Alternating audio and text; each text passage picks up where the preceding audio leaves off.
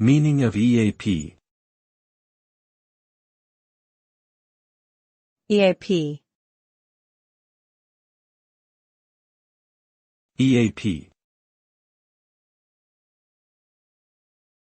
EAP. EAP. EAP stands for Extensible Authentication Protocol, which is a protocol used in wireless and wired networks for secure authentication. It allows for multiple authentication methods, such as passwords, digital certificates, and smart cards, making it flexible and adaptable to different scenarios. EAP is commonly used in enterprise-level networks, where security is of utmost importance. The protocol enables an additional layer of security, preventing unauthorized access to the network.